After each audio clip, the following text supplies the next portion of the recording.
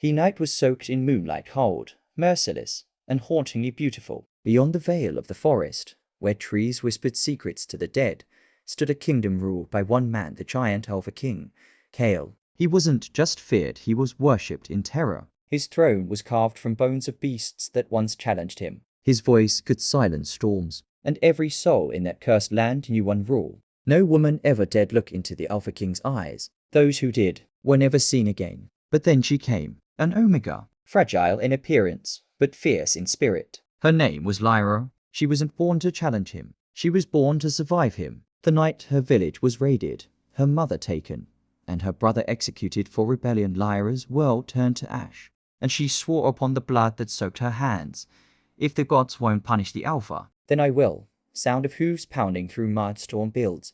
She rode alone through the black forest, her heart rhythm of rage and fear. When she reached the castle gates, the guards froze. An Omega standing tall, eyes blazing, demanding to see their king. No one had ever dared. They laughed at her, until she said, "Tell your Alpha his time to fear has come." And the laughter stopped, because the air shifted, the torches flickered, and from the shadows, a deep growl answered her. The throne room was silent except for the sound of her footsteps echoing on cold stone. At the end of the hall, sitting like a god carved from darkness, was Kale, the giant Alpha King. His golden eyes shimmered like wildfire, his presence devouring the light. "Who dares enter my den uninvited?" His voice rolled like thunder. Lyra met his gaze unflinching. "I am the daughter of those you burned. I have no crown, no army, only the truth. You call yourself king, but you're nothing more than a monster hiding behind fear." For a long, terrible moment, Kale said nothing. Then he laughed, low, cruel, echoing. "You think your words can wound me, little Omega?" But she stepped closer, her heartbeat steady. "No, but my courage can." Kale rose from his throne. He was massive, taller than any man she'd ever seen, his shoulders broad enough to block the moonlight filtering through the windows. He circled her slowly, his eyes sharp, almost curious. "You're trembling," he whispered near her ear. "Your body knows what your heart denies. You fear me." Lyra's lips trembled, not with fear, but fury. "Fear keeps the weak alive, but I'm already dead inside."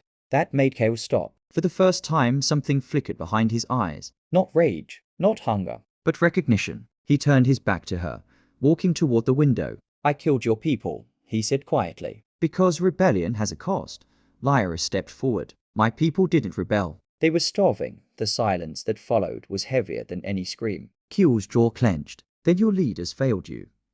They followed you." She shot back. He turned, and in that moment, the great Alpha King looked human, haunted. "Do you think I wanted this?" His voice cracked like an old wound. "The blood, the fear, it keeps the beasts from my gates. You think power is freedom, little one. It's a curse that eats your soul."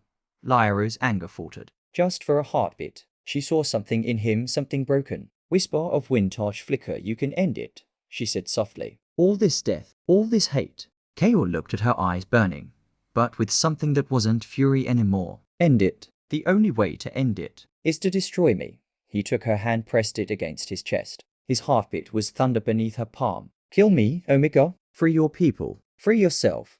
Her fingers shook as she gripped a dagger at her belt. Every memory, every scream, every corpse flashed before her eyes. And yet, when she looked at him, she saw not a monster, but a man punished by his own sins. She lowered the dagger. "I won't give death to someone who finally found his soul."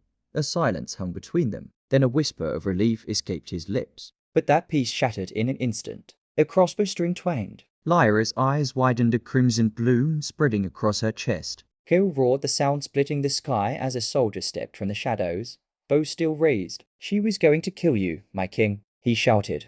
Kale's fury was unmatched. In one motion, he crushed the man's throat, his rage echoing through the castle. He caught Lyra as she fell, her blood staining his hands. Why would you protect me?" he whispered, trembling. Her lips curled into a faint smile. "Because monsters deserve mercy too." Her eyes closed. Distant thunder, soft shallow rises for days. The kingdom trembled under Kale's silence. Then one morning, from the tallest tower, a horn sounded long, mournful, and final. When the people gathered, they found the throne empty. The giant Alpha King was gone, but upon his throne lay a single crown, and beside it, a silver dagger wrapped in blood-stained cloth. They say the forest changed after that. The air grew gentler. The beasts stopped hunting. The rivers ran clear again. And at night, under the same moon that once bore witness to cruelty, whisper could be heard in the wind. No woman dared face the Alpha King, until one Omega showed him his own heart,